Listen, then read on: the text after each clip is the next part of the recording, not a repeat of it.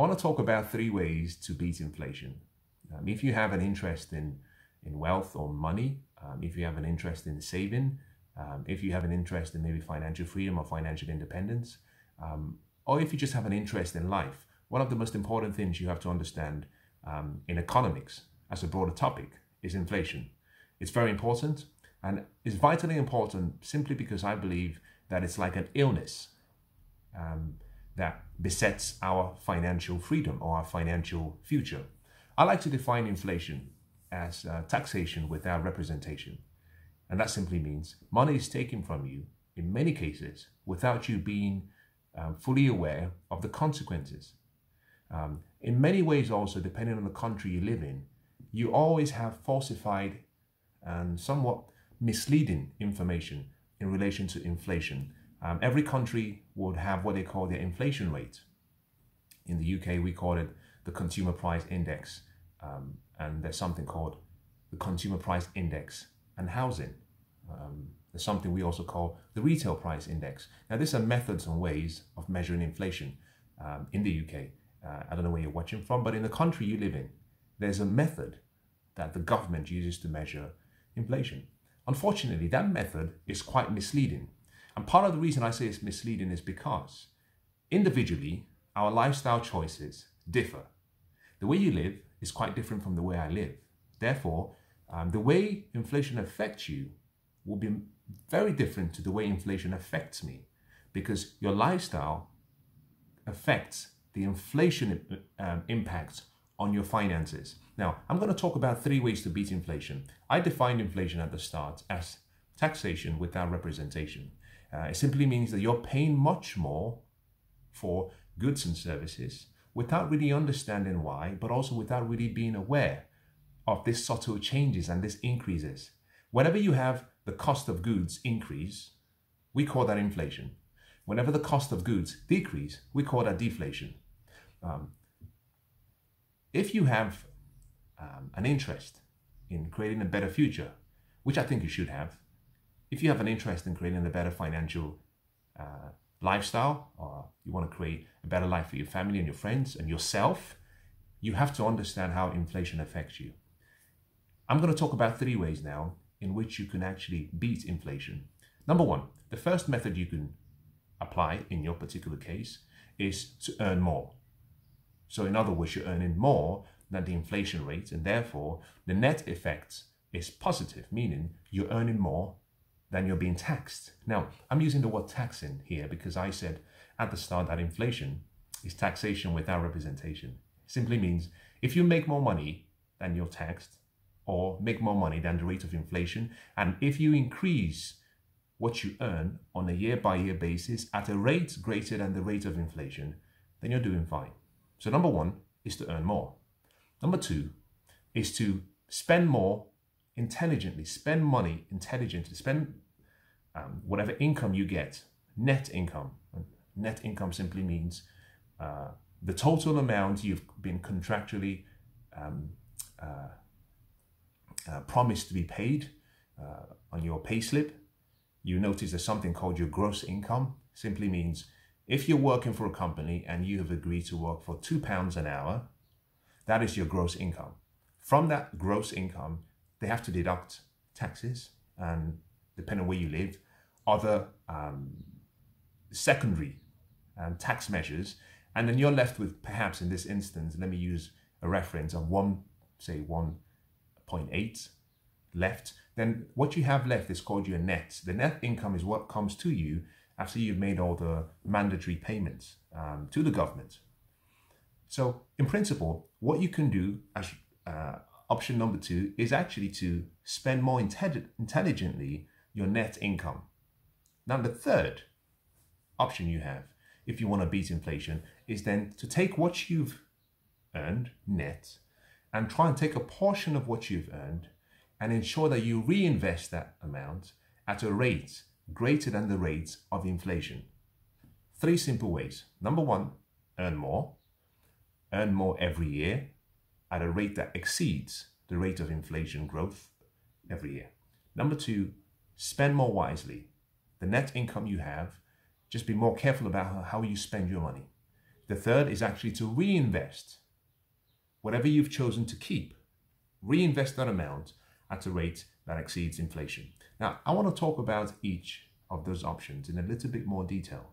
I'll be brief, and I hope perhaps you might find some ideas that you might be able to apply. In the earlier session of a similar video that I did, I explained the whole concept of inflation, and I explained how in 2019, I had looked at what I believed the inflation rate, in my case, was. I had received a number of utility bills, and I looked at each of the utility bills for 2019 at the start of January. And I noticed that in every one of those utility bills, each of the companies had informed me that they were increasing my payments. They weren't changing the service, they weren't improving the service, but they were increasing what I would pay every month. I did the calculation, and I did what's called a weighted average, and that simply means I estimated what the weighting of each of those utility expenses were compared to each other. And I came up with a number. The number was 8%.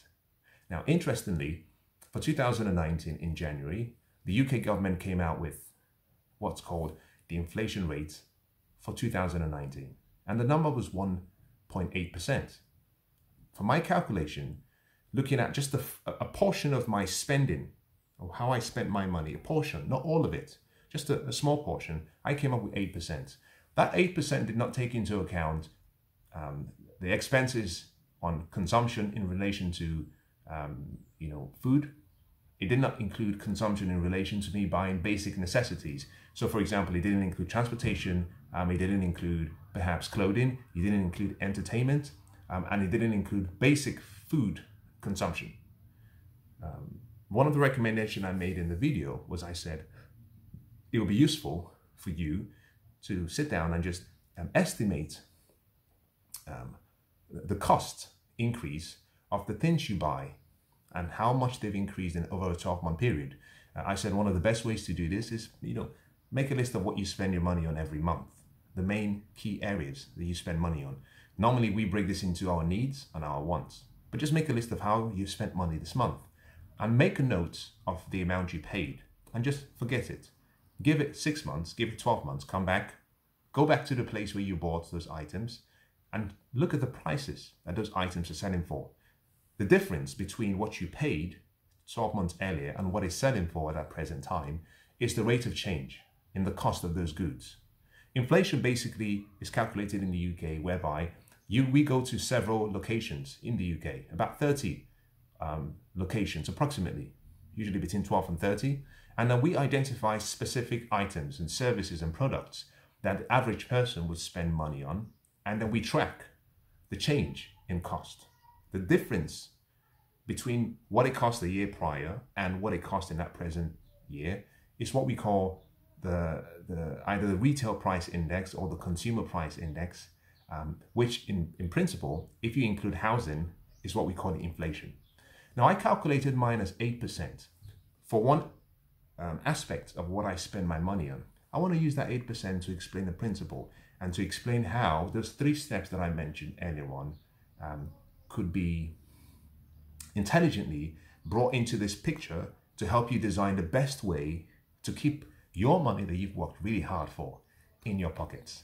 You see, one of the things you should understand is that the government's responsibility is to dip their hands into your pockets. Your responsibility is to keep their hands away from your money and out of your pockets. Now, you can do it intelligently and you can do it legally. So you don't have to go through the path of what we call tax evasion. You can go down the path of what we call tax avoidance. I could be mistaken in using book terms. One of them basically means that you're taking legitimate steps to ensure that the money you earn is used intelligently, but your needs come first. The second option is where you actually are taking illegitimate steps to avoid paying taxes. The government is happy with you paying taxes. The government has provided methods and means through which you can pay less taxes. And one of those means is simply they want you to reinvest. If you take the money you've earned and you reinvest it, or if you take the money you've earned and you have the money flow through a corporation, and the if the vision and the mission of the corporation is to earn more by reinvesting, then the government is happy for you to pay less taxes, or the government is happy to give you what we call tax deductibles. So there are methods and ways in which you can pay less taxes. Unfortunately, when it comes to inflation, the government doesn't deal and doesn't provide any incentives or any deductibles in relation to inflation. So you and I have to come up with an intelligent method, which is the reason why I gave you 3. Now, using 8% as my inflation rate, I'm going to use myself as a good example. If I assume that across my total spending, my inflation rate is 8%, and that is my bills, utility bills, my general necessity spending every month, and my entertainment and my wants, everything. If we use 8%, if I was applying option 1 in my life, I said option was for me to earn more and to earn a rate effectively every year that exceeds the rate of inflation. Let me use a number. I'm going to use 10%. So if inflation is 8% in my case, if I earn 10% extra every single year, meaning my salary, if I have a job, increases by 10%, or if I don't have a job, my investments, the return from my investments increase at a rate of 10%, then it means I'm in a net positive position. I'm earning more than inflation is wiping out. Let me just perhaps maybe stop here and just explain a simple concept. I should have done this at the start. I must apologize. What is the whole purpose of my eagerness to come up with a method to do better than the inflation rate? There's a concept called the time value of money. It simply means that money, if held in a form such as a currency, will depreciate over time. The depreciation rate of money is linked to various factors. One of those factors that is really key in the reason for the increase in inflation every year is the rate at which the quantity of money grows every year. Money grows every year in every economy if you print more money. So if a country prints, say, 20% extra money every year, and if the growth rate of the economy is, say, 4%, then it means the country is printing much more money than the country is growing. And as a result of that, you're going to have too much money in circulation. When you have too much money in circulation, what generally happens is that you have too much money chasing fewer commodities and fewer products. And therefore, the cost of those products and the services to manufacture those products would increase.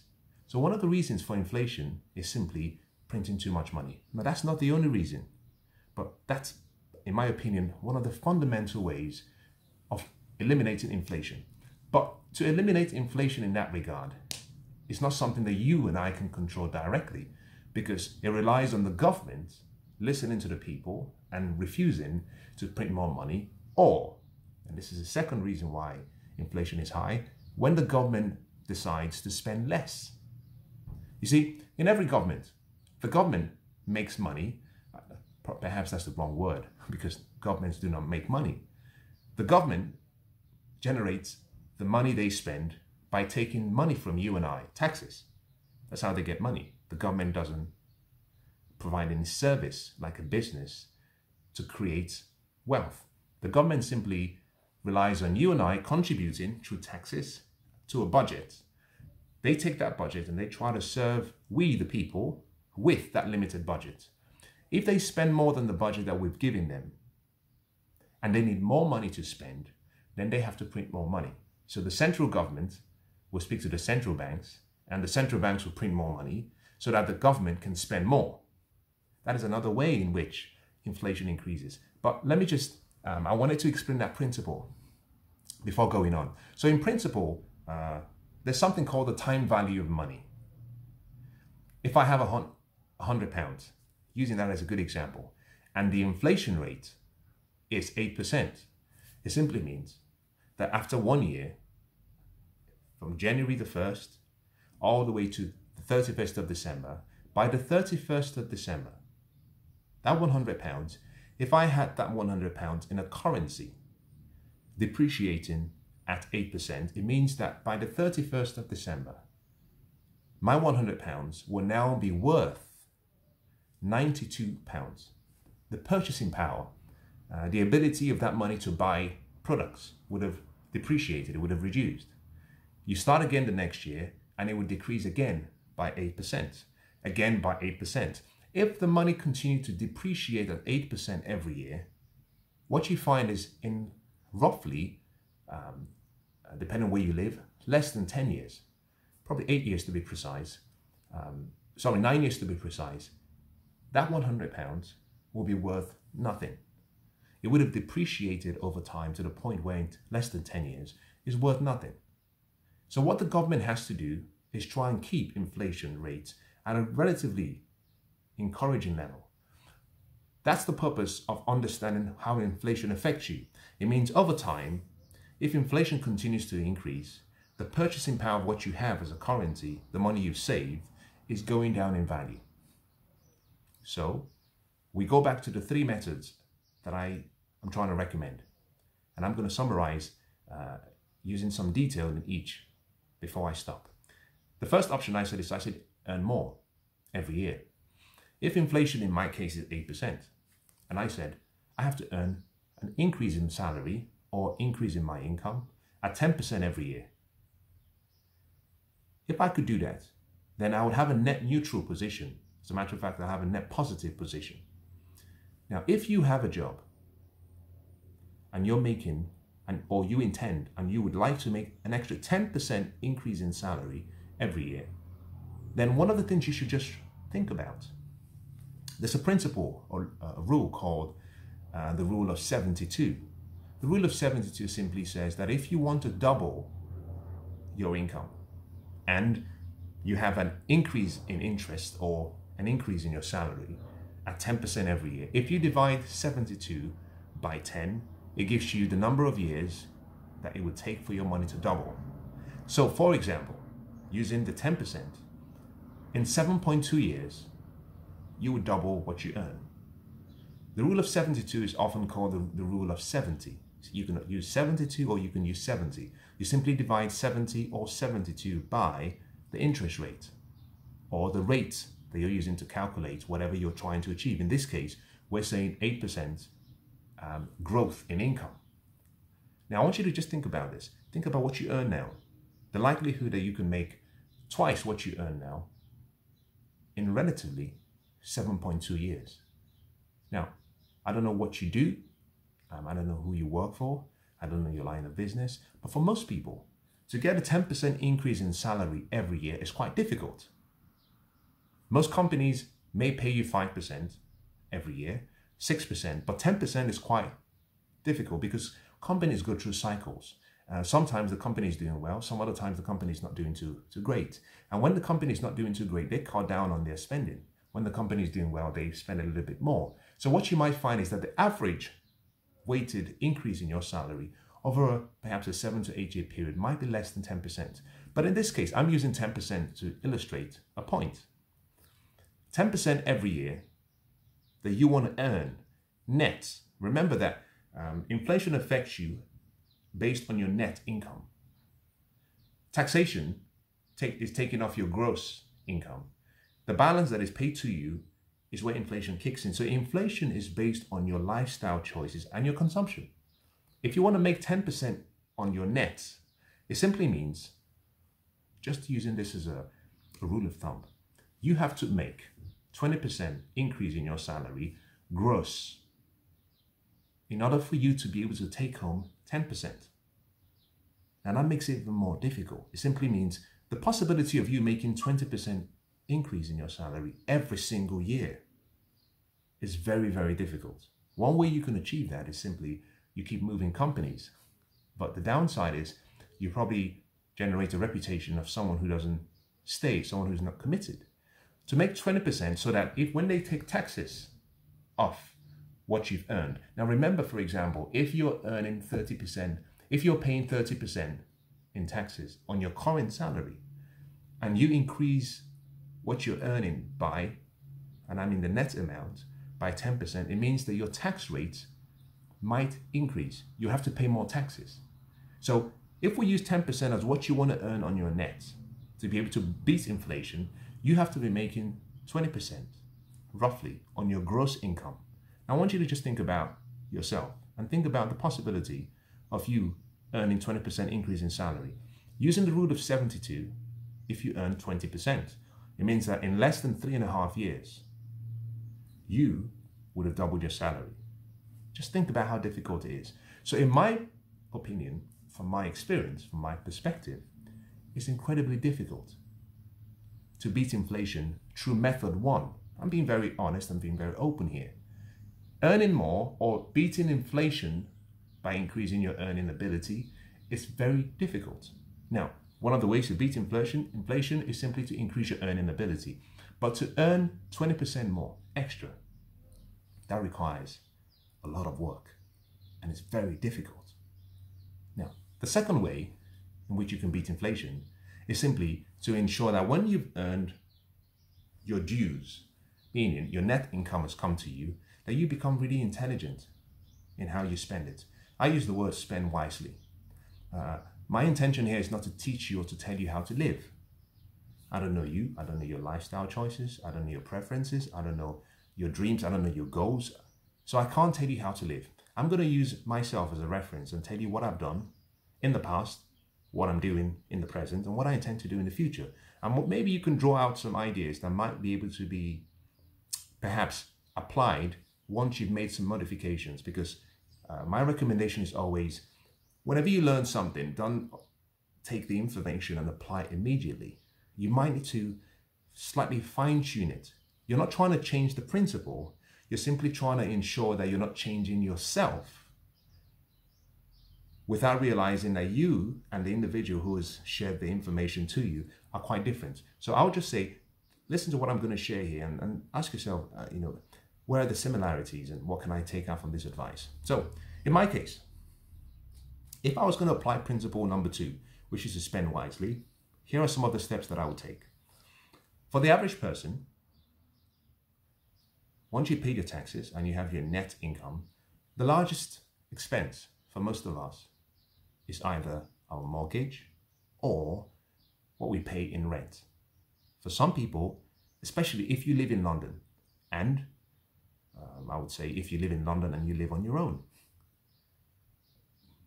most people would spend between 35% of their net income and up to 60% on their mortgage or their rent. So one of the key things you can do is very intelligently try to see how you can reduce what you're spending in your mortgage or your rent.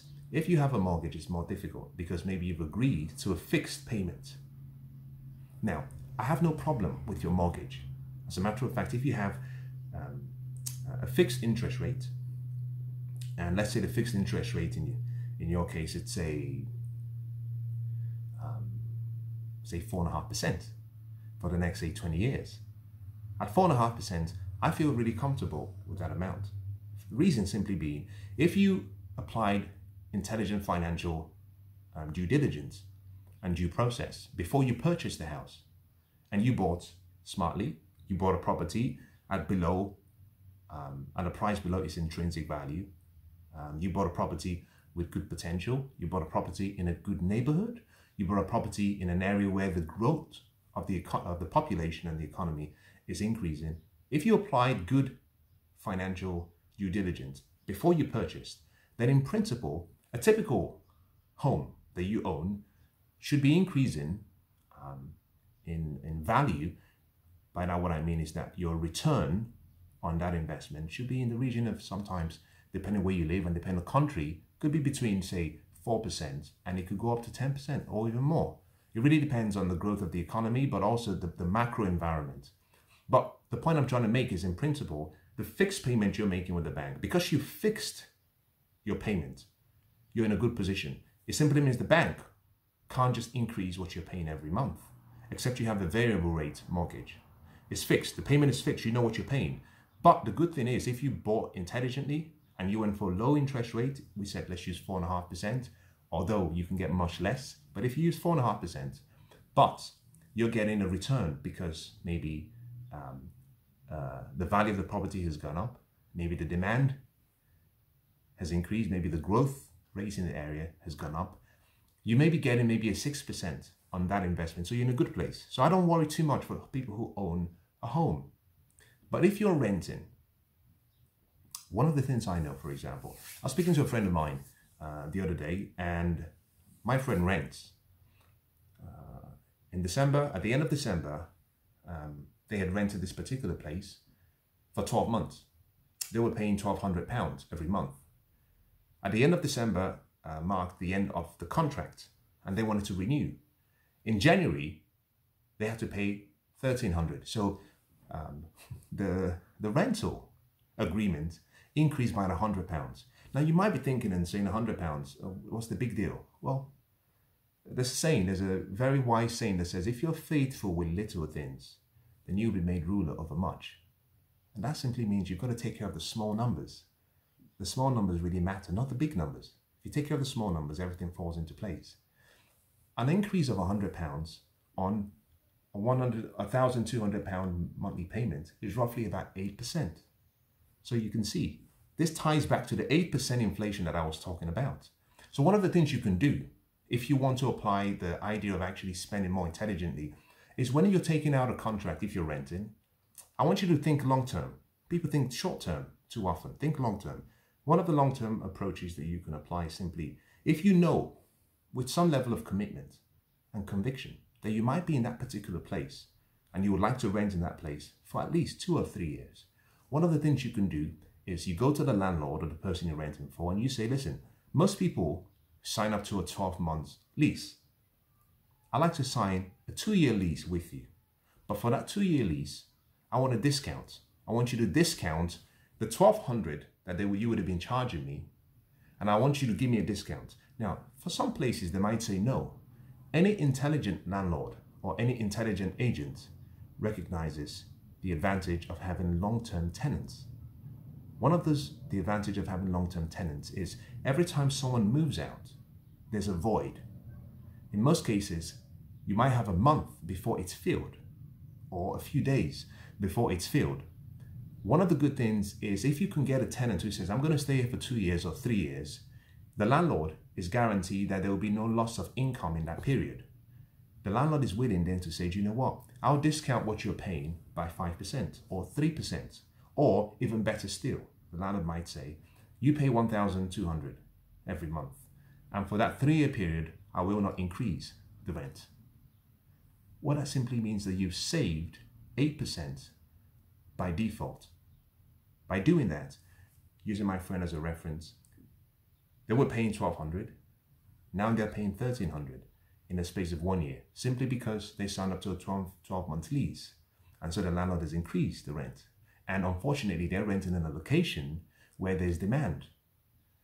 The supply of properties is less than the demand. So the landlord can afford to increase the rent. That's one option. And I've taken some time to explain this because, like I said, most of what we spend, when we spend our net income, a bulk of it is usually on accommodation. And if you can save some small fraction of that amount, it makes a huge difference. Now, for the rest of what you have, I gave some recommendations when I talked about this in one of the videos I produced.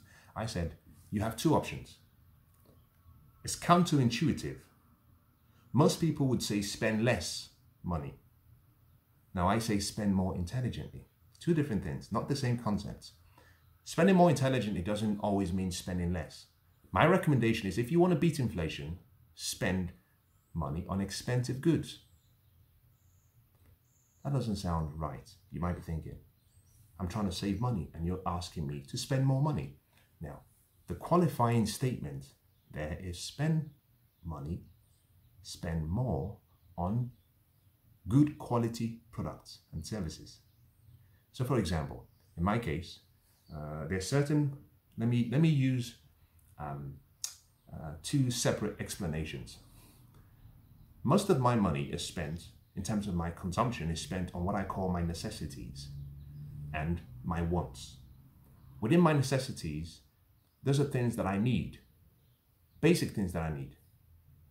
within my wants, I separate them into two categories. What I call luxury wants and general wants. Luxury wants could be perhaps I want a new pair of designer shoes. I don't need it, but I want it. Necessity wants are I like to go on holiday in a month, or perhaps I like to go out with some friends for a meal. I don't need it, but I like to do it. I want some entertainment. So my necessity wants are really entertainment. My necessities, basic necessities, perhaps could be food, could be perhaps me spending money on transportation. I need to go from A to B. Basic transportation. But if I decide what I like a new car, and I want a car better than the car I'm using now, and technically, if both cars can get me from A to B, then the more expensive one is what I would call a luxury want. So in my case, what I do is I identify what I call my wants. For my wants, I'll use fashion as an example. For most of us, I know for men mainly, and I know most men are not all the same. Let me speak about myself. I believe there are certain items of clothing that you need that are more important than others. For example, the pair of shoes you wear should be good quality. Why? Because you use them every day, or you use them more often. They are exposed to more wear and tear. So for example, in my case, I would say, if you buy a pair of shoes for £100, why don't you invest £400 and buy a much more expensive but very high quality pair of shoes? A shoe from a brand name that has a good reputation for long-lasting good quality. So if some rain falls on your shoe, you don't have to buy a new one. Before I made some changes to my financial life, I used to buy cheaper stuff to save money. But I found in the long run, over a year, I'll probably buy 3 or 4 pairs of shoes. Why? Because the ones I paid for were cheap. When I changed my approach and bought more expensive shoes, what I found is I could use the same pair of shoes for 4 years. And in that 4-year period, I didn't have to buy another pair of shoes. So the idea is to spend your money on expensive stuff that will last you a long time. But one of the reasons you're doing that is because it cuts down on consumption. So you're not always buying and buying and buying. So for example, if the supermarket or if the chain store where you buy a pair of shoes keeps increasing their shoes prices at 10% every year, but you only buy once in 4 years, then inflation is not affecting you because you're not consuming more. That is consumption through the path, which I'm recommending, of buying expensive stuff. The alternative approach, which is what you should think about doing when it comes to your necessities, these are things you need every day. Toothpaste, some food items, transportation. What you can do is buy in bulk. That's my recommendation. So identify things that you spend money on. For example, you might say, you know what?